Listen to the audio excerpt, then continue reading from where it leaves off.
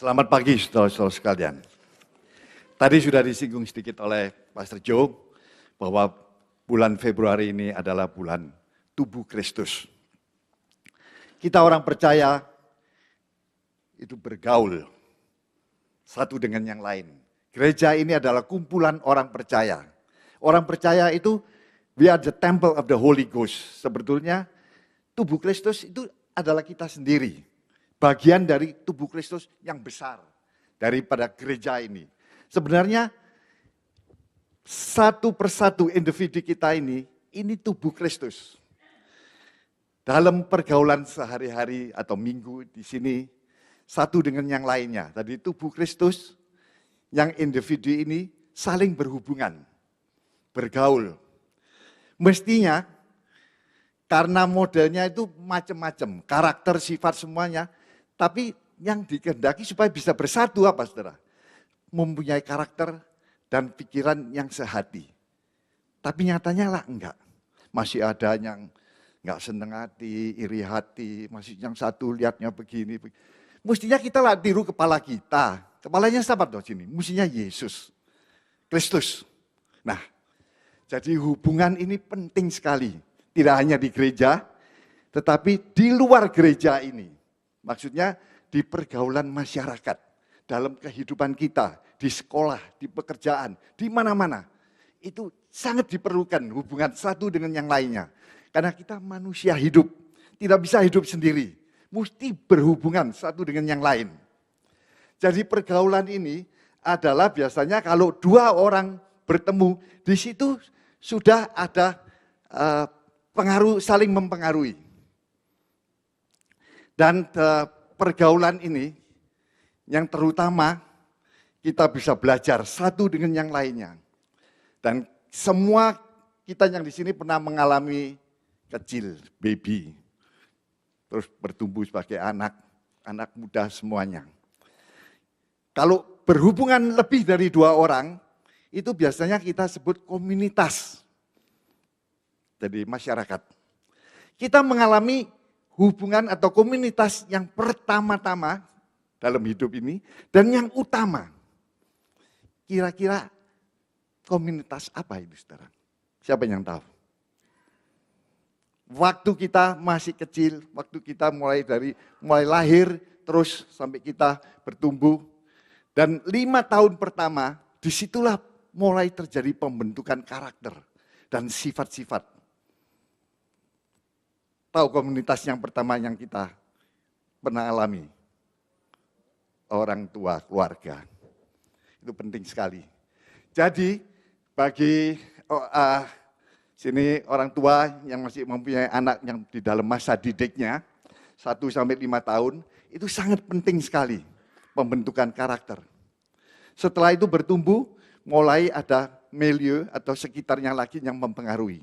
Sekolah, teman-teman, mulai lagi tadi, tumbuh lagi, pekerjaan dan sebagainya.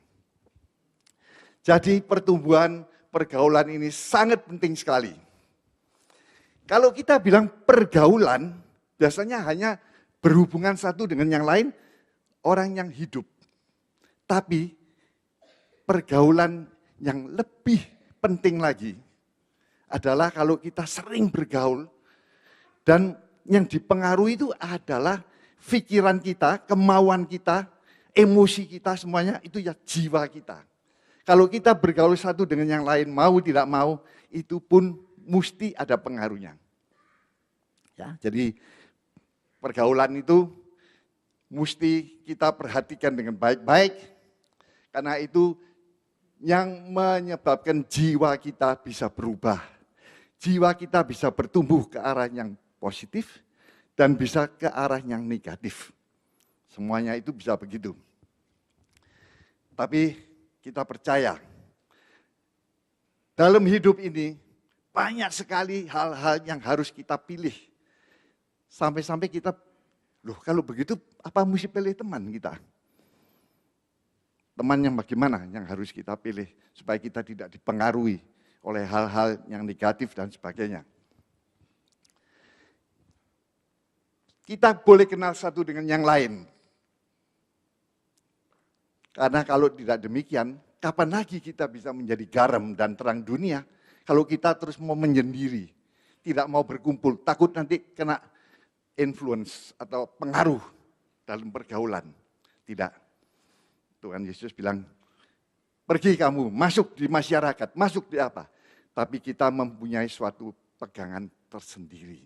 Kita mengetahui hal-hal yang harus kita pegang dan kita mohon supaya dengan pimpinan Tuhan kita bisa lewati semuanya itu.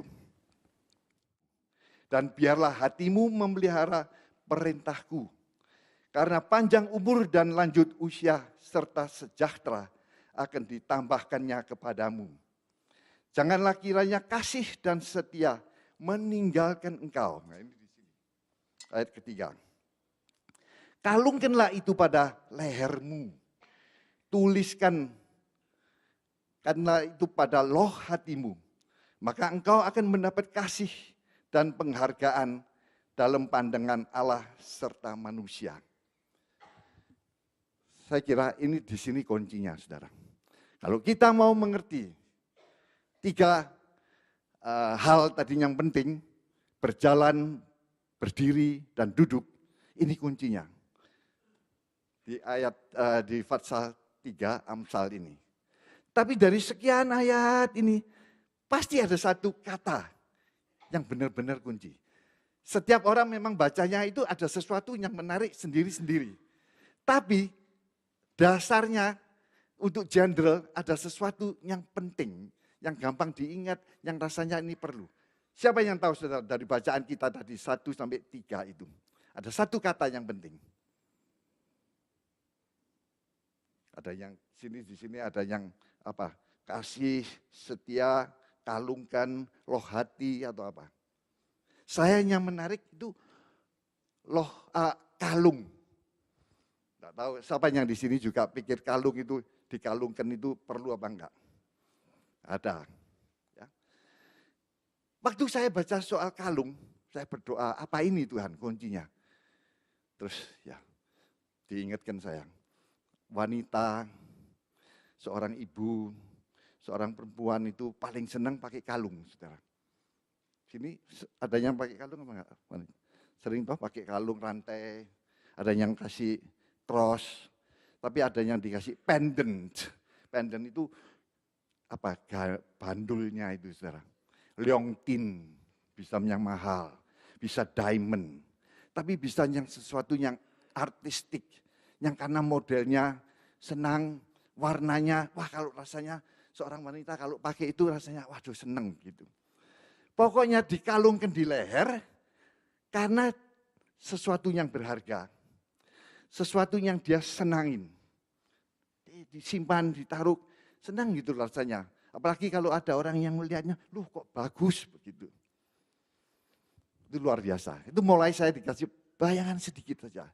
Lalu saya doakan apa sebetulnya signifikan daripada kalung ini. Karena di ayat yang pertama, hai anakku. Jadi yang pakai kalung itu bukan hanya wanita saja. Yang secara mata kita lihat, kebanyakan wanita, yang laki jarang. Ada kadang-kadang pakai kalung, pakai kulit, atau pakai apa, ada. Jadi karena di sini seorang pria juga bisa pakai kalung, saya mau pakai kalung, saudara ya.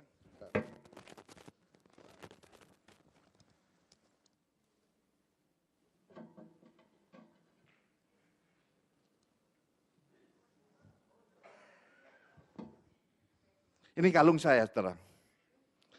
Saudara tahu ini apa? Stetoskop. Wah, pinter semua ada. Thank you, Jin. Saya pinjem dari Jin. Yang pakai biasanya stetoskop ini siapa, saudara? Dokter. Siapa lagi? Registered nurse. Siapa lagi, saudara? Paramedik. Paramedik toh, perlu toh, kadang-kadang di mobil langsung sudah periksa. Tekan. Tujuannya apa ini?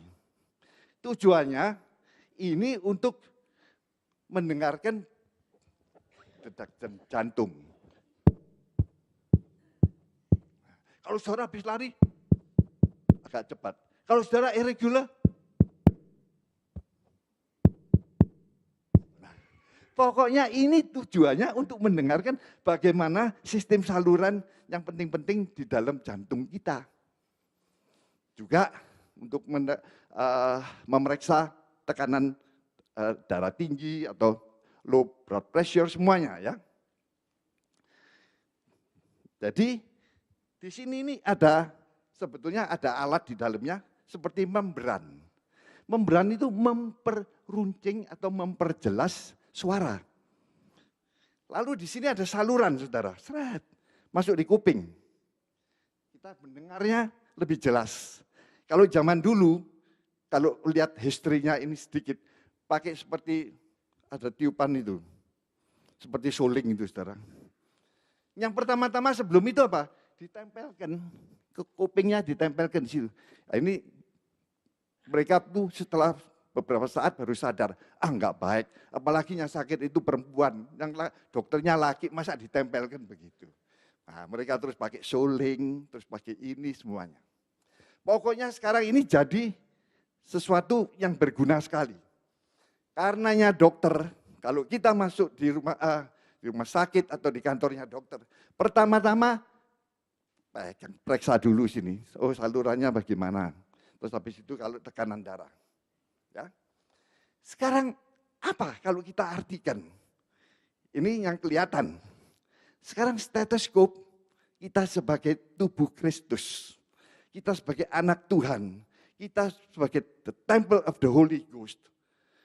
Sering kehidupan kekristenan kita, denyut jantungnya itu berubah-ubah, saudara. Kalau kita excited sesuatu, waduh ada pelayanan gini, yang penting itu seperti kita memeriksa tekanan darah. Tekanan darah lah mulai sini diikat. Jadi sistolik itu waktu kita ada pressure berapa. Waktu distoliknya itu di los pelan-pelan yang paling rendah berapa. 120, 70 misalkan. Orang Kristen pun ininya denyut jantungnya itu sering berubah. Kehidupannya bisa lemes-lemes gitu. Kalau lemes ini waktu diperiksa, wah ini pasti ada sesuatu yang kurang atau apa. Jadi saudara, stetoskop ini sangat penting. Di sini, stetoskop bagi anak-anak Tuhan itu adalah apa? Di sini ditunjukkan apa? Janganlah kiranya kasih dan setia meninggalkan engkau. Kalau diperiksa di sini mulai lemes, mulai semuanya malah malas baca, malas bersekutu, malas share the word of God, malas mencoba menjalankan firman Tuhan. Coba periksa apa? Kasih dan setianya itu apa masih ada? Kalau stetoskop ini ya tidak ada membrannya tadi yang bisa menggetarkan suara firman atau suara hati Tuhan sebagai orang Kristen, ini rusak, saudara. Pasti ada yang nggak beres. Karenanya Tuhan di sini berkata apa? Janganlah, pokoknya, kiranya kasih dan setia meninggalkan engkau. Kasih dan setia. Tuhan itu kasih. Dan Tuhan itu setia. Kasih dan setia ini apa? Berhubungan. Kalau kimia itu cross-nya, panahnya ke sana, panahnya ke sini, berarti timbal balik. Tuhan mengasihi. Sedemikian rupalah kasih Allah sehingga dikaruniakan anaknya yang tunggal, sehingga bagi mereka yang percaya akan Dia akan diselamatkan. Setia, janjinya itu tidak pernah diingkari. Dia tidak bisa kalau tidak mengasihi. Jadi, karena itu dia terus, apapun yang dijanjikan, dalam keadaan apapun juga, dia itu setia. Kalau kita baca di 1 Yohanes berapa itu? Di situ dikatakan bahwa sekalipun kita ini berdosa, kalau kita mengaku dengan mulut kita, Tuhan sorry, Tuhan ampunilah aku. Dia pasti mengampuni, saudara. Pasti mengampuni. Karena dia itu setia, tidak bisa diingkari janjinya. Karena dia bilang, kalau engkau minta ampun, kalau engkau membuka hatimu, maka akan ku ampuni. Akan ku cuci segala dosamu, semuanya. Itu luar biasa. Jadi saya pikir begini, kasih dan setia ini sebagai goal. Batasnya itu. Tengah-tengahnya ini semua firman Tuhan. Allah itu kasih, Allah itu penuh pengampunan, Allah itu tidak pernah meninggalkan kau sendiri. Allah itu terus mengetahui tetesan air matamu. Allah itu, pokoknya dia tahu semua, saudara. Keadaan sakitmu, keadaan kesehatanmu, semuanya. Karenanya ini penting sekali, saudara. Ya, jadi kalau kita, kehidupan kita dari hari ke hari sebagai tubuh Kristus, sering kita ini merasa, wah kok begini saja ya, kok enggak ada kemajuan rasanya. Ini apa? Periksa saudara, kita sudah disediakan stetoskop.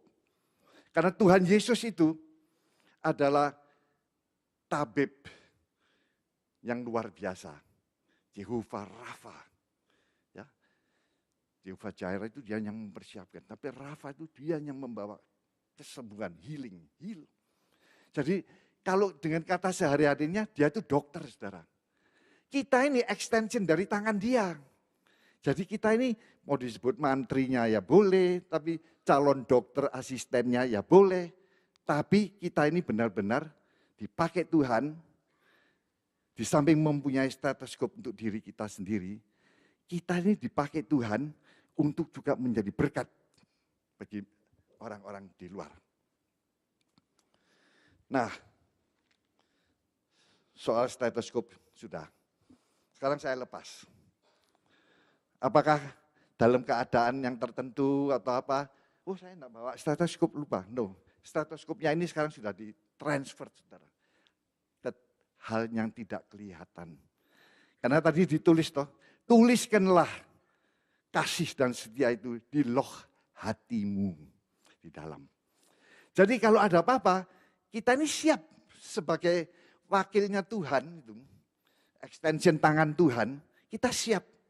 Semua sudah siap di loh hati kita. Loh hati kita. Mestinya firman Tuhan ini sedikit demi sedikit, pelan-pelan semuanya itu transfer di hati kita. Apalagi kalau kita sudah mengalami sendiri, itu tergores, saudara. Nggak bisa lupa. Kalau orang bilang, Tuhan itu percuma, kita minta ampun. Saya sudah ngampunin orang itu, kok modelnya masih tetap begini.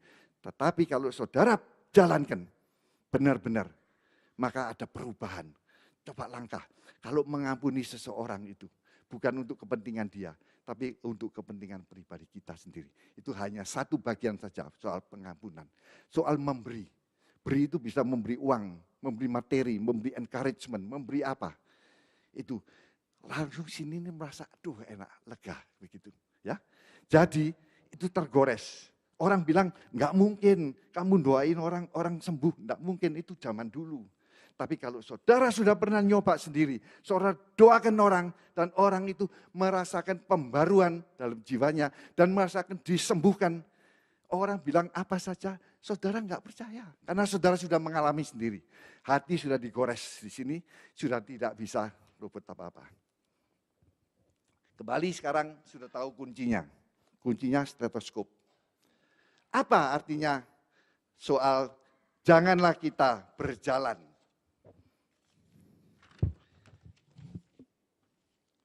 Tidak berjalan itu tidak mengikuti nasihat orang jahat, fasik. Baca di Amsal 13, saudara. Saya minta 13:20.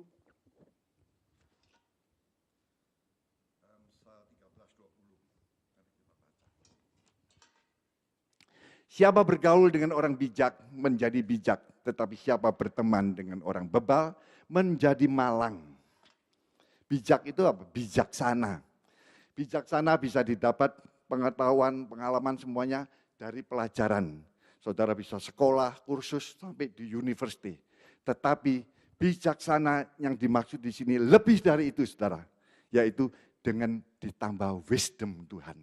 Wisdom itu tidak bisa dicari di sekolah, di institut mana saja, tidak bisa. Hanya bisa melalui stetoskop ini, saudara tadi. Ya, firman Tuhan coba digaulin, direnungkan siang dan malam.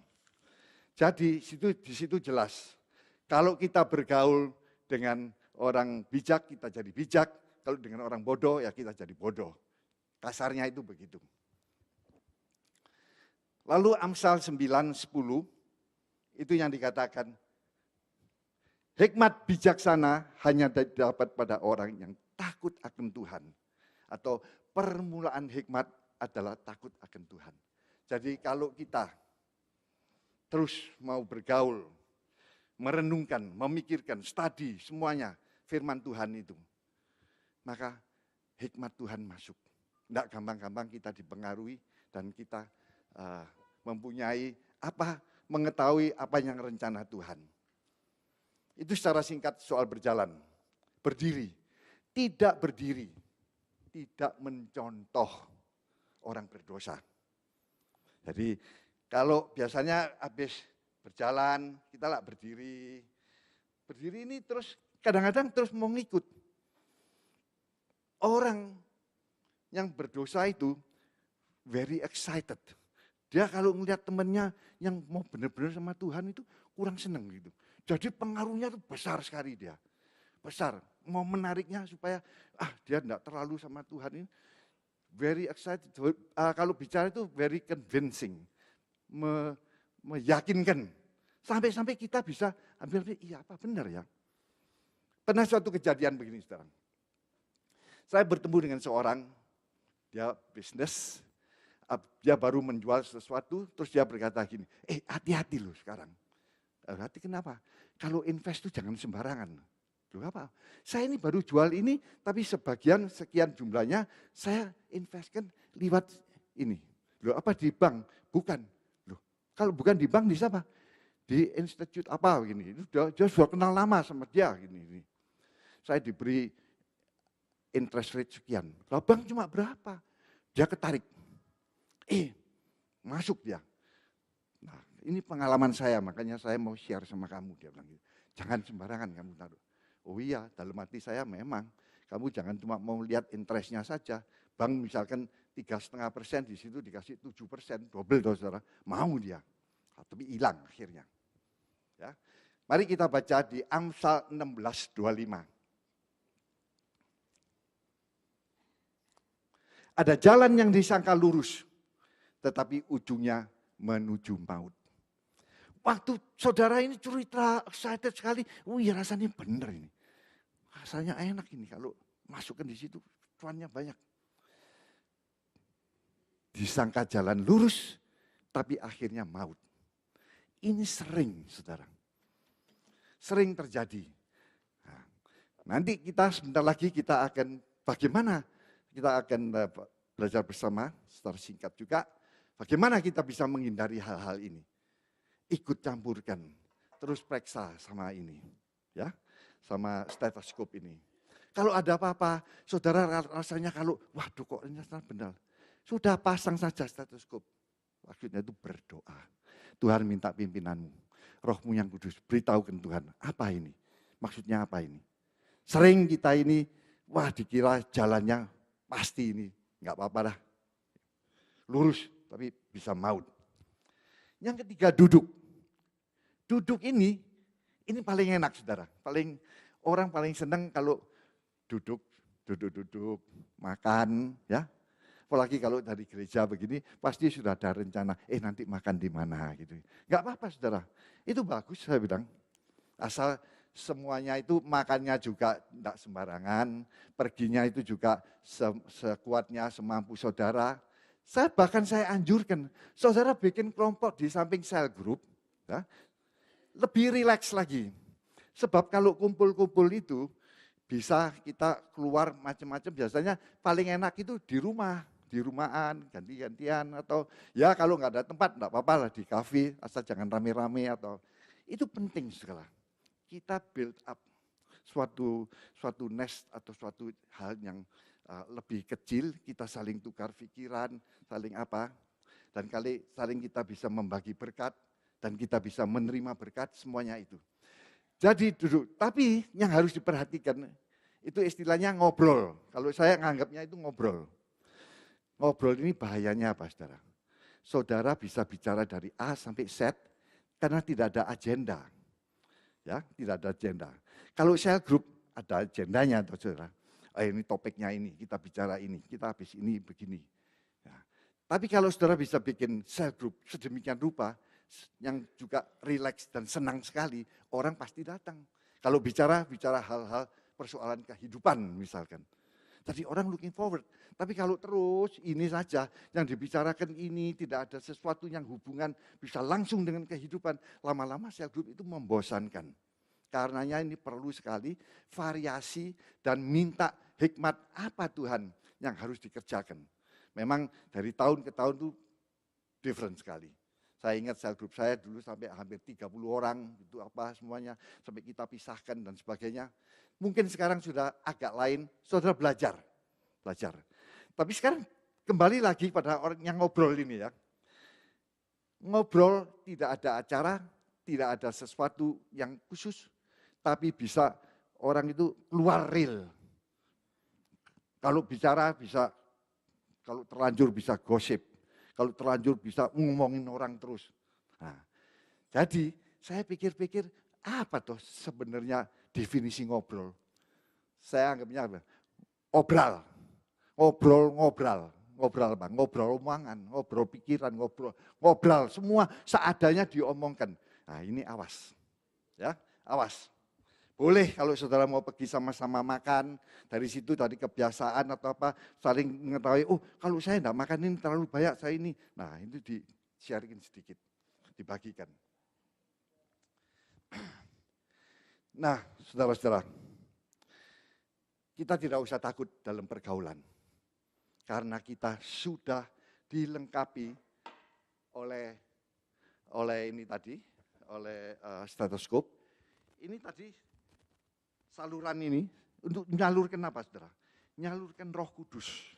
Supaya telinga rohani kita itu lebih sensitif. Ini penting sekali. Kita baca di 1 Yohanes 4. 1 Yohanes 4.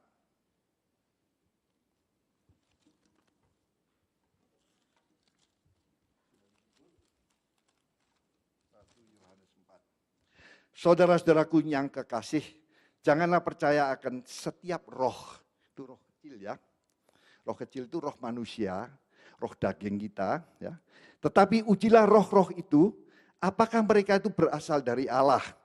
Sebab banyak nabi-nabi palsu yang telah muncul dan pergi ke seluruh dunia. Demikianlah kita mengenal roh Allah. Setiap roh yang mengaku bahwa Yesus Kristus telah datang sebagai manusia berasal dari Allah. Dan setiap roh yang tidak mengaku Yesus tidak berasal dari Allah, roh itu adalah roh antikris. Dan tentang dia telah kamu dengar. Bahwa ia akan datang dan sekarang ini ia sudah ada di dalam dunia. Kamu berasal dari Allah, anak-anakku, dan kamu telah mengalahkan nabi-nabi palsu. Sebab roh yang ada di dalam kamu lebih besar daripada roh yang di dunia ini. He that is in you, jadi dalam hati kita masing-masing ini, is greater than he is in the world. Bukankah peperangan kita ini lawannya roh-roh yang bergentayangan di udara, yang terus berkeliaran di pinggir-pinggir kita, dalam pergaulan kita. Bahkan di gereja sini ada juga itu yang roh-roh itu terus membisikkan, sudah jangan percaya itu ngobrol saja, itu ini begini. Itu roh-roh saudara. Nah, karena kita tahu dengan jelas bahwa rohnya di dalam kita ini lebih berkuasa, kita usir. Ya, ini yang disebut discerning spirit. Membedakan roh dari Tuhan atau dari manusia. Kalau orang bicara di sini, apa ini roh dan keinginan dia sendiri, apa ini benar menurut firman-Nya Tuhan. Ya. Ini saya tidak ngajarin semua saudara terus mesti lihatin, kritik semua. Tidak. Roh itu kerjanya very gentle. Kalau memang benar yang diucapkan itu bertentangan dengan ini, langsung tek bunyi. Tapi kalau tidak, enggak apa-apa. Orang bisa salah, tapi salahnya itu bukan salah seperti yang berkata, oh Tuhan itu bukan anak Allah, itu bukan datang dari Allah. Nah itu awas, itu roh-roh yang jadi kita untuk bergaul, kita memerlukan discerning spirit, saudara. Dalam segala hal. Sehingga hidup kekristenan kita ini tidak begini. Senin, Kamis, Minggu, waduh naik. Pari pulang dari gereja masih tetap naik karena pulang makan-makan, kumpul-kumpul. Tapi sudah mulai Senin, mulai kerja, mulai begini lagi. Perlu lagi di-charge lagi. Ya. Nah, kalau kita sudah menjalankan, setiap kali kita memakai stetoskop, roh ini, maksudnya rohani, di ayat di Mazmur tadi, kita sudah menjalankan tadi, sudah pokoknya ayat 1 sampai ke 2 tadi. Maka hasilnya, ya seperti pohon yang ditanam di tepi aliran air, yang menghasilkan buahnya pada musimnya. Dan yang tidak layu daunnya, apa saja yang diperbuatnya berhasil. Pertama tadi sudah dibilang, berbahagialah orang. Ini, jangan jalan, jangan berdiri, jangan duduk, semuanya. Nah ini loh, kalau kamu sudah jalankan ini, kamu itu seperti pohon yang ditanam di pinggir aliran sungai. Ditanamkan, sengaja ditanamkan, bukan tumbuh liar. Banyak pohon kalau tumbuhnya liar, saudara. Ada yang terus miring gini. Tapi kalau ditanam itu pasti tujuannya lurus. Dapat aliran air, akarnya itu subur. Pohonnya tumbuhnya luar biasa. Berbuah, daunnya rindang. Memberi tempat perteduhan bagi orang yang kekeringan. Kekeringan itu apa? Bisa kering terik matahari, itu kalau orang habis kerja lawn mower panas, berteduh di bawah. Gitu. Tapi kita, karena kita mempunyai stetoskop ini, di luar itu saudara, banyak orang yang memerlukan kita. Karena apa yang Tuhan sudah berikan di sini, di dalam hati kita, firman-Nya itu powerful. Kita kalau bicara itu tidak sembarang. Bisa mengesankan orang. Ini kalau saudara sudah benar-benar membuktikan, saudara bisa berkata demikian. Saya sudah alamin 6 bulan yang lalu di Surabaya, teman saya sudah lama tidak ketemu dan sebagainya. Waktu dia ketemu pertama kali, dia bilang, engkau orang yang kedua yang mengatakan hal ini. Yang pertama dia ketemu sama seorang satu di Jakarta. Kedua, sampai terus dia ngajak lagi. Sampai dalam waktu singkat ketemu sampai 4 kali. Terus saya ajak supaya istrinya juga datang. Saudara tidak tahu, 2 minggu yang lalu dia meninggal. Umurnya enggak terlalu banyak, beda cuma 1 tahun sama saya. Ini maksudnya apa? Kita ini tidak tahu kapan dipakai Tuhan. Tapi kalau saudara mau dipakai Tuhan, kerjakan. You never know. Banyak jiwa di luar sana yang memerlukan. Banyak orang yang perlu karena persoalan hidup, persoalan pekerjaan, persoalan sakit, kesehatan semuanya. Dia perlu berteduh di pohon yang rindang, yang bisa memakan buahnya. Kita bisa melakukan hal semuanya itu karena kuasa Roh Kudus. Ya, itu sedikit. Jadi ingatlah, kalau kita melakukan, kita pakai ini stetoskop terus, kita kontak dengan Tuhan, kita mohon supaya ini lebih sensitif terus dengan pimpinan Roh yang Kudus. Di luar sana banyak orang menunggu, saudara. Banyak orang menunggu, perlu satu persatu daripada encouragement kalian. Dan kalau kita memberikan firman, ada yang bisa menulis sampai terima kasih, gorokan saya yang tadinya kering, kena firman itu disegarkan. Memang kalau kita ngomong sendiri itu ya masih belum terbukti lah. Tapi kalau ada orang lain yang baru ngomong, kita bilang, oh Tuhan Engkau itu luar biasa. Siapakah aku ini Tuhan? Kau pakai kok begini? Kok kau jadikan sebagai mantrimu, bisa menyembuhkan jiwa. Saya kadang-kadang bisa nangis, saudara. Luar biasa Tuhan. Memang hidup ini orang tidak tahu. Waktu saya dengar teman saya meninggal, sebelumnya meninggal, saya telepon, dia tidak bisa bicara sudah. Sesak nafasnya. Saya bicara sama istrinya, saya tuliskan. Setelah meninggal saya hiburkan. Karenanya hidup manusia itu seperti rumput. Rumput layu bunganya gugur. Tetapi firman Tuhan tetap selama-lamanya. Pegang saudara ini, pegang. Nah, saya akan tutup dengan suatu kesaksian. yang benar-benar terjadi 2 bulan yang lalu. Saudara mungkin masih fresh dalam ingatan saudara, ice storm. Tahu toh ice storm yang baru-baru ini? Banyak pohon tumbang, banyak pohon split, lampu mati, listrik dan sebagainya. Dan saya kebagian juga saudara, 6 hari saya tidak mempunyai power. Tapi saya bersyukur, saya mempunyai saudara, adik ipar saya, rumahnya tidak terlalu jauh juga, tapi bisa menampung kami. Dan kami sukacita, selama 6 hari biarpun lampu mati, biarpun pindah, kami senang sekali. Mereka menerima dengan baik, keluarganya semua. Ya. Yang saya ingin bagikan di sini, ada pohon yang ya cukup tua, kalau sudah lebih dari 20 tahun itu sudah besar pohonnya. Terus ada fence, ini pohon, ini fence. Dia jatuh, tumbang, bahannya atau cabangnya yang besar, jatuh di sebelah. Mengenai trailer dari sebelah. Rumah sebelah itu direntkan, saudara. Landlordnya tidak tinggal di situ. Pagi-pagi dia sudah telepon, ini bagaimana, ini landlord saya terus, ini kapan bisa dibikin bersih, dia tidak bisa masuk jalan pinggir dan semuanya. Saya bilang, itu hari Minggu, saudara. Sampai saya tidak ke gereja, saya kira pada hari itu. Saya telepon, saya cari. Saya sampai telepon arborist, tukang potong saya yang pohon yang biasanya potong pohon trim semuanya itu. Saya tinggalin message sampai 15 kali, tidak ada yang jawab, saudara. Terus saya bilang, pokoknya kamu cari, saya cari siapa yang dulu kita kerjakan. Setelah 5 hari, baru dia dapat. Saya dapat dari ini.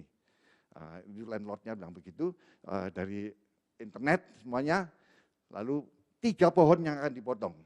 1 di tempatnya dia sendiri, 1 di pohon saya yang menjatuh ini, dan 1 pohon besar yang di tengah-tengah fence. Jadi ada 3 pohon. Semua sudah setuju, runding. Akhirnya dia datang minggu depannya, hari Senin atau apa. Setelah dipotong, cuma 2 pohon yang dipotong di tempatnya dia, karena itu cuma lapangan saja, gampang potongnya. Sama pohon yang besar, yang kepunyaannya kita berdua share. Yang justru yang penting ini yang jatuh di sini, dia cuma hanya potong atasnya saja. Karena dia tidak mau potong selama ada mobil, mobilnya harus dipinggirkan dulu. Sebab ini pohon, dia mesti potongin semua cabang-cabang. Sudah, setelah dipotong 2 pohon besar itu, lalu beberapa hari kemudian dia telepon sama si landlord ini karena dia yang deal, yang berhubungan dengan orang ini arborist namanya tukang pohon ini. Dia yang ngatur semua. Dia bilang, Hans, dia telepon. Dia minta bayaran sekarang. Cuma disisain kontraknya 500. Loh, dan nanti kalau dia enggak potong pohon saya, ya bagaimana katanya? Daripada kita di pressure, rumah kita mau dilin katanya. Dilin itu dimasukkan di anu. Seolah-olah, loh, kenapa saya mau bayar kok, saya bukan enggak mau bayar. Karena belum kelar toh. Iya, tapi dia bilang, mesti bayar ini dulu, gini. Dia enggak tahan, terus dia datang. Setelah dipotong itu, terus beberapa hari lagi dia datang, gini saja Hans, kalau bisa sudah kita bayar ini dulu. Nanti setelah itu, nanti kita runding lagi. Dan setelah dia calculate semuanya, saya masuk akal lah. Saya bilang, oke lah, kerjakan lah. Saya tahu kamu tadi malam pasti nggak bisa tidur ya. Iya, saya nggak bisa tidur sampai 4:30 katanya. So, saya sendiri juga mikir, saya kasihan juga ini landlord di tetangga saya ini, dia bingung, dia yang deal. Wah, ini orang luar biasa ini. Saya dapat dari itu ya nggak pakai agreement, saudara. Agreementnya semua cuma hanya foto-foto lewat di itu. Akhirnya setelah runding ya kita bayar. Kita bayar, saya kasihkan cek. Malam itu dia datang di tempat saya. Kasihkan cek. Terus saya bilang gini, ini untuk mempersingkat saja, untuk cepatnya. Saya Kristen, kamu apa? Saya bukan, katanya. Ada orang dari Iran, saudara. Saudara tahu sendiri ya, dari Iran. Oke, do you mind if I pray? No. Katanya. Udah kita berdoa. Tuhan tolong ini, kasih ini saudara ini wisdommu, beri dia juga pokoknya ini kesabaran, ketahanan untuk mengatur semuanya ini dan juga ini yang di pinggirnya ini, tenannya ini supaya bisa move itu car secepatnya sehingga orang itu bisa kembali. Sebab nanti kalau dia datang belum di move, dia bilang, lu mesti bayar, gue sudah datang. Oh, ini orangnya aneh ini yang potong rambut sampean pohon. Setelah itu sudah kita habis doa, dia pulang. 1 minggu lagi baru urusan yang tetek bengeknya itu apa? Trailernya mesti dimundurin. Dia bilang, wah tapi trailernya nggak ada rodanya. Loh gimana sih? Nggak ada rodanya lah, nggak bisa dipindah. Ini kepunyaannya kakaknya di luar kota. Tak bilangin, pokoknya kamu atur dalam minggu ini mesti. Ya dah, nanti kalau memang nggak bisa saya panggil CAA. Akhirnya dalam minggu itu orang itu datang, saudara. Pohon di tempat saya dipotong sehingga yang 500 sisanya kita bayar. Nah, jadi kita sekarang square off, jadi kembali kepada agreement yang mula-mula. Setelah selesai semua, sorenya itu dipotong, malamnya si ini tetangga saya, landlordnya datang kembali mau urusan final agreementnya, calculationnya semuanya itu kita tinjau kembali semua dan kita bayarin. Sudah, saya setuju, saya sudah bayar semua. Terus kita salaman, finally pokoknya kita bisa get ini semuanya beres. Dia bilang, well Hans, I thank you, saya berterima kasih. Nomor 1, you trust me, katanya. You trusting me, katanya. Saya percaya, pas kasihkan cek berapa ribu atau apa itu, tidak mana, kasih tanda terima saya dulu atau apa. Saya percaya ini tanda terima saya, ini sudah gini. Saya tanya, kamu bayarnya pakai apa? Bagaimana kamu nanti tidak minta nomor confirmation? Oh ya, dia terangin satu-satu semua. Saya percaya, sudah. Terus dia bilang, nomor 1, kamu trusting me. Nomor 2, you are so patient. So patientnya itu apa? Ini tukang pohon ini janjinya gampang biasa. Saya minggu datang katanya. Saya ini sudah pikir, minggu-minggu kok kerja ya. Memang pada minggu-minggu itu luar biasa, saudara. Orang potong pohon itu, waduh, make money bener. Misalkan harganya cuma 3.000 gitu, dia bisa hantem 6.000. Mau enggak mau, itu perlu dikerjakan. Nah, pernah berkali-kali janji mesti datang jam sekian, enggak datang. Nah, tetangganya ya ngomong begitu, masih belum bisa move itu trailer. Akhirnya, yaitu setelah selesai itu dia bilang, nomor 2, terima kasih. You are so patient. Terus bilang, nomor 3 bilang apa? Thanks, your prayers works. Doamu pokoknya bekerja atau dia ngalami. Terus saya pikir, Tuhan masa yang ngomong itu, thank you. Terus saya diingatkan, karena kamu percaya, kita ini adalah creation dari ini God, the creator. Kamu kalau ada apa-apa berdoa. Saya enggak bilang, kamu jadi Kristen, kamu jadi begini, enggak. Dia bilang, saya juga percaya kok. Gitu. Tapi saya enggak mau negaskan apa-apa, cuma kalau kamu tahu benar, kita ini kreasi dari our creator. Nah, di sini yang saya ingin bagikan itu apa? Kalau ada kesempatan, memang jangan ngawur, saudara. I'm a Christian, I'm apa. Itu lihat, kalau memang rasanya digerakkan oleh Tuhan sesuatu apa. Kerjakan, pasti Tuhan ada rencana. Ya. Tadi lagi sekali, saya percaya Tuhan Yesus itu luar biasa. Tuhan Yesus luar biasa. Dan seperti tadi yang kuncinya tadi, yaitu di Amsal tadi. Di Amsalnya, baiklah orang ini. Di Amsal yang ketiga tadi, dia mengatakan, maka engkau akan mendapat kasih dan penghargaan dalam pandangan Allah serta manusia. Jadi kalau kita kalungkan, yaitu kasih dan setia di lehermu, tuliskan di dalam hatimu, maka engkau akan mendapat kasih dan penghargaan. Kasih di sini, itu favor. Tuhan itu do a favor. Favor itu apa? Sesuatu yang sebenarnya kita ini tidak patut terima.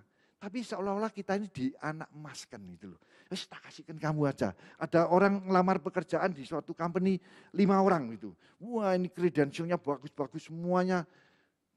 Ijazahnya, pengalamannya. Tapi tahu-tahu yang dipilih kamu. Yang rasanya kurang daripada syarat-syarat semua yang para orang yang melamar itu yang mendahului kamu. Itu namanya favor. Favor dari Tuhan. Ya, kita mendapat kasih dan penghargaan. Penghargaan itu apa? Kita direspek oleh orang-orang di sekitar kita. Kalau kita bicara, kita tidak omong kosong, tidak sering-sering kalau janji itu meleset, gampang-gampang kita tapi kita mau benar-benar menepati. Ya. Nah inilah secara singkat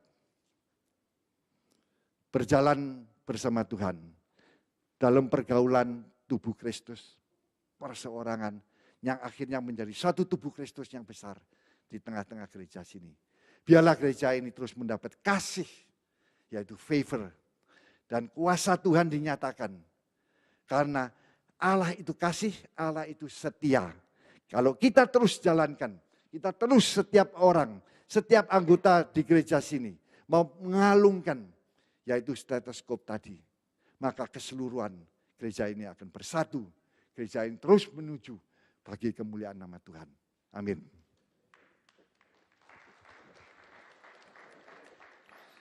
Mari kita berdoa. Tuhan terima kasih firman sudah dibagikan Tuhan. Biarlah setiap anak-anak-Mu yang di sini boleh ingat. Kalau mereka boleh lupa semua apa yang dibicarakan. Mereka boleh ingat bahwa mereka itu makhluk hidup yang berjalan, berdiri dan duduk. Dan mereka sudah Kau siapkan Tuhan. Kalung, yaitu kalung untuk mengalungi kasih dan setia-Mu. Luar biasa. Kau janjikan, berbahagialah, bersukacitalah. Kami akan menjadi anak-Mu yang penuh sukacita. Di mana saja kami berada, Kau akan pakai kami. Kau akan berikan favor kami. Dan Kau akan memberikan penghargaan yang luar biasa. Terima kasih Bapak, kami percaya. Biarlah di tengah-tengah jemaat-Mu di sini, setiap anggotamu pulang dari gereja ini, boleh memikirkan apa yang harus mereka katakan, kerjakan di dalam kehidupan sehari-hari. Terima kasih Bapak, biarlah sukacita senantiasa boleh di dalam hatinya, di dalam mulutnya keluar puji-pujian, penghargaan bagi-Mu yang tertinggi. Terima kasih, dalam nama Tuhan kami Yesus Kristus kami berdoa. Amin.